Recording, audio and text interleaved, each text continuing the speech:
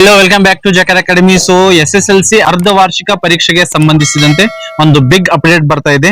ಇಲಾಖೆ ಒಂದು ಆದೇಶವನ್ನು ಹೊರಡಿಸಿದೆ. ಮೊದಲು ಇದೆಲ್ಲ ಆದೇಶ ಏನು ಇರಲಿಲ್ಲ, ಆದ್ರೆ ಇಲಾಖೆ ಇವಾಗ ಏನ್ ಮಾಡಲಿದೆ ಅಂದ್ರೆ SSLC ಅರ್ಧ ವಾರ್ಷಿಕ ಪರೀಕ್ಷೆ ಅಂದ್ರೆ SA1 ಅನ್ನ ಅರ್ಧ ವಾರ್ಷಿಕ ಪರೀಕ್ಷೆಯ ಪ್ರಶ್ನೆ ಪತ್ರಿಕೆಗಳನ್ನ ಬೋರ್ಡ್ ಕಡೆಯಿಂದ ಬಿಡಲಾಗುವುದು ಎನ್ನುವಂತ ಒಂದು ಜಸ್ಟ್ ಒಂದು ಆದೇಶ ಬಂದಿದೆ. ಅದರ ಬಗ್ಗೆ ಚರ್ಚೆಯನ್ನ ಮಾಡ್ತಾ ಹೋಗೋಣ. ಸೊ ಮೊಟ್ಟ ಮೊದಲನೇದಾಗಿ ನೋಡಿದ್ರೆ ಕರ್ನಾಟಕ ಶಾಲಾ ಪರೀಕ್ಷೆ ಮತ್ತು ಮೌಲ್ಯ ನಿರ್ಣಯ ಮಂಡಳಿ ಇಲ್ಲಿಂದ ಒಂದು ಆದೇಶವನ್ನ ಮಾಡಿದರೆ, ಮಾರ್ಗಸೂಚಿಯನ್ನ ಹೊರಡಿಸಿದರೆ. ತಾವುಗಳು ಇಲ್ಲಿ ನಿಮಗೆ ಸೈಡ್ ವ್ಯೂ ಅಲ್ಲಿ ಕಾಂತಾನು ಕೂಡ ಇರಬಹುದು. 2025 ಹಾಗೂ 26ನೇ ಸಾಲಿನ SSLC ಅರ್ಧ ವಾರ್ಷಿಕ ಪರೀಕ್ಷೆ 12ರಿಂದ 19ವರೆಗೆ ನಡೀತಾವಂತ ಕೊಟ್ಟಿದ್ದಾರೆ. ಅದೇ ತರ SSLC ಅರ್ಧ ವಾರ್ಷಿಕ ಪ್ರಶ್ನೆ ಪತ್ರಿಕೆಗಳನ್ನು ಶಾಲಾ ಮುಖ್ಯ ಶಿಕ್ಷಕರ ಲಾಗಿನ್ ಗೆ ಲಭ್ಯಗೊಳಿಸುವುದು ಅಂತ ಹೇಳ್ತಾ ಇದ್ದಾರೆ. ಅಂದ್ರೆ ಏನ್ ಮಾಡ್ತಾರೆ ಅಂದ್ರೆ, ನಮ್ಮ ಸ್ಕೂಲ್ ಲಾಗಿನ್ ಏನಿದೆ, HM ಲಾಗಿನ್ ಏನಿದೆ, ಅಲ್ಲಿ ಪ್ರಶ್ನೆ ಪತ್ರಿಕೆಯನ್ನ ಬಿಡ್ತಾ ಇದ್ದಾರೆ SSLC ಗೆ ಮಾತ್ರ. ಸೊ ಅದನ್ನ ನಾವುಗಳು ನೋಡ್ತಾ ಸಾಗೋಣ.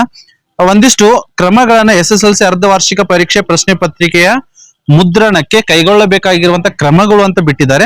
ಸೊ ಯಾವಾಗ ಬರ್ತವೆ, ಏನ್ ಮಾಡ್ಬೇಕು ನಾವೆಲ್ಲ ಎನ್ನುವುದು ಎಲ್ಲಾನು ಕೂಡ ಒಂದು ಸುತ್ತೋಲೆಯನ್ನ ಕೊಟ್ಟಿದ್ದಾರೆ, ಒಂದು ಮಾರ್ಗಸೂಚಿಯನ್ನ ಕೊಟ್ಟಿದ್ದಾರೆ. ಅದ್ರಲ್ಲಿ ಮೇನ್ ಪಾಯಿಂಟ್ಸ್ ಗಳನ್ನ ನಾವು ಮಾತ್ರ ಇಲ್ಲಿ ಡಿಸ್ಕಷನ್ ಮಾಡ್ತಾ ಸಾಗೋಣ. ಹಾಗೂ ಇದರ ಒಂದು PDF ಫೈಲ್ ಅನ್ನ ಡಿಸ್ಕ್ರಿಪ್ಷನ್ ಬಾಕ್ಸ್ ಅಲ್ಲಿ ಕೊಟ್ಟಿರ್ತೀನಿ, ಅಲ್ಲಿಂದನೂ ಕೂಡ ತಾವುಗಳು ಇದನ್ನ ಡೌನ್ಲೋಡ್ ಮಾಡ್ಕೊಂಡು ನೋಡಬಹುದು. ಮೊದಲನೇದಾಗಿ 2025 ಹಾಗೂ 26ನೇ ಸಾಲಿನ ಅರ್ಧ ವಾರ್ಷಿಕ ಪರೀಕ್ಷೆಯ ಪ್ರಶ್ನೆ ಪತ್ರಿಕೆಗಳನ್ನು ಆಯಾ ವಿಷಯದ ಪರೀಕ್ಷಾ ದಿನಾಂಕ ಯಾವ ದಿನಾಂಕಕ್ಕೆ ಅಂದ್ರೆ 12ನೇ ತಾರೀಕಿಗೆ ಪ್ರಥಮ ಭಾಷೆ ಕನ್ನಡ ಇತ್ತು ಅಂದ್ರೆ ಆ ಒಂದು ಪ್ರಥಮ ಭಾಷೆ ಕನ್ನಡ ಪ್ರಶ್ನೆ ಪತ್ರಿಕೆಯನ್ನ ಶಾಲಾ ಲಾಗಿನ್ ಅಂದ್ರೆ HM ಲಾಗಿನ್ ಅಲ್ಲಿ ಕೇವಲ 2 ಗಂಟೆ ಮುಂಚಿತವಾಗಿ ಇಲ್ಲಿ ಕೊಟ್ಟಿದ್ದಾರೆ ನೋಡಿ, 2 ಗಂಟೆ ಮುಂಚಿತವಾಗಿ ಮಂಡಳಿಯಿಂದ ಆಯಾ ದಿನದ ಪ್ರಶ್ನೆ ಪತ್ರಿಕೆಗಳನ್ನು ಶಾಲಾ ಮುಖ್ಯಸ್ಥರ ಲಾಗಿನ್ ಗೆ ಅಪ್ಲೋಡ್ ಮಾಡಲಾಗುವುದು ಎನ್ನುವಂಥದ್ದು ಕೊಟ್ಟಿದ್ದಾರೆ. ಸೊ ಇಲ್ಲಿ 2 ಗಂಟೆ ಮುಂಚಿತವಾಗಿ ಮಾತ್ರ ನಮಗೆ ಪ್ರಶ್ನೆ ಪತ್ರಿಕೆಗಳು ಲಭ್ಯವಾಗಲಿದ್ದಾವೆ. ಅದು ಶಾಲಾ ಮುಖ್ಯ ಶಿಕ್ಷಕರ ಲಾಗಿನ್ ಅಲ್ಲಿ, HM ಲಾಗಿನ್ ಅಲ್ಲಿ, ಸ್ಕೂಲ್ HM ಲಾಗಿನ್ ಅಲ್ಲಿ ಮಾತ್ರ ಇದು ಲಭ್ಯವಾಗ್ತವೆ. ಅದಕ್ಕೆ ಮತ್ತೆ ಒಂದು ಮ್ಯಾಂಡೇಟರಿ ಏನ್ ಇಟ್ಟಿದ್ದಾರೆ ಅಂದ್ರೆ, ಶಾಲಾ ಲಾಗಿನ್ ಅನ್ನ ಓಪನ್ ಮಾಡಿದ ಮೇಲೆ ಮೊಬೈಲ್ ಸಂಖ್ಯೆಗೆ OTP ಬರ್ತದೆ. HM ಆಧಾರಿತ ರಿಜಿಸ್ಟ್ರೇಷನ್ ಮೊಬೈಲ್ ನಂಬರ್ ಏನಿರುತ್ತೆ ಅಲ್ಲಿ HM ಗಳಿಗೆ ಒಂದು OTP ಬರ್ತದೆ. OTP ಹಾಕಿದಾದ್ಮೇಲೆ ಪ್ರಶ್ನೆ ಪತ್ರಿಕೆಗಳನ್ನ ಏನ್ ಮಾಡ್ಕೊಳ್ಬಹುದು, ನಾವು ಡೌನ್ಲೋಡ್ ಅನ್ನ ಮಾಡ್ಕೊಳ್ಬಹುದು. ತದನಂತರ ಆಯಾ ದಿನದ ಎಲ್ಲಾ ವಿಷಯದ ಪ್ರಶ್ನೆ ಪತ್ರಿಕೆಯ ಲಾಗಿನ್ ಗಳಲ್ಲಿ ಲಭ್ಯ ಇರುವುದನ್ನು ಖಾತ್ರಿಪಡಿಸಿಕೊಂಡು ಗೌಪ್ಯತೆಯನ್ನು ಕಾಪಾಡಿಕೊಂಡು ವಿದ್ಯಾರ್ಥಿಗಳ ಸಂಖ್ಯೆಗೆ ಅನುಗುಣವಾಗಿ ನಾವು ಅದನ್ನ ಒಂದು ಕಾಪಿಯನ್ನ ಡೌನ್ಲೋಡ್ ಮಾಡಿಕೊಂಡು ಅದನ್ನ ಎಷ್ಟು ಬೇಕೋ ಅಷ್ಟು ಜೆರಾಕ್ಸ್ ಅಷ್ಟು ಪ್ರಿಂಟ್ ಅನ್ನು ನಾವು ತೆಗೆದುಕೊಳ್ಬೇಕಾಗಿರುವಂತದ್ದು. ಜೊತೆಗೆ ಇನ್ನೊಂದು ಏನ್ ಪಾಯಿಂಟ್ಸ್ ಕೊಟ್ಟಿದ್ದಾರೆ ಅಂದ್ರೆ, ಪ್ರಶ್ನೆ ಪತ್ರಿಕೆಗಳ ಮುದ್ರಣ ಸಂದರ್ಭದಲ್ಲಿ ಪೆನ್ ಡ್ರೈವ್, ಹಾರ್ಡ್ ಡಿಸ್ಕ್ ಅಥವಾ ಮೊಬೈಲ್ ಫೋನ್ ಇತ್ಯಾದಿಗಳನ್ನು ಬಳಸದಂತೆ ಕ್ರಮ ವಹಿಸುವುದು. ಅಂದ್ರೆ ಎಲ್ಲಿನೂ ಕೂಡ ಇದು ಲೀಕ್ ಆಗಬಾರ್ದು ಎನ್ನುವಂಥದ್ದನ್ನ ಇಲಾಖೆ ಹೇಳ್ತಾ ಇದೆ.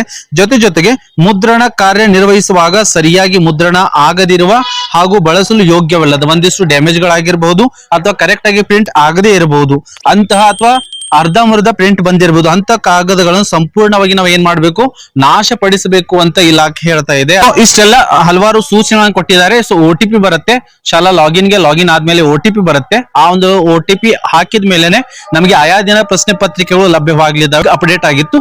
ಸೊ ಈ ಒಂದು ಅರ್ಧ ವಾರ್ಷಿಕ ಪರೀಕ್ಷೆ ಇದೆ ಬೋರ್ಡ್ ಕಡೆ, ಹೋದ ವರ್ಷ ಕೂಡ ಬೋರ್ಡ್ ಕಡೆಯಿಂದ ನೀಡಿದ್ರು.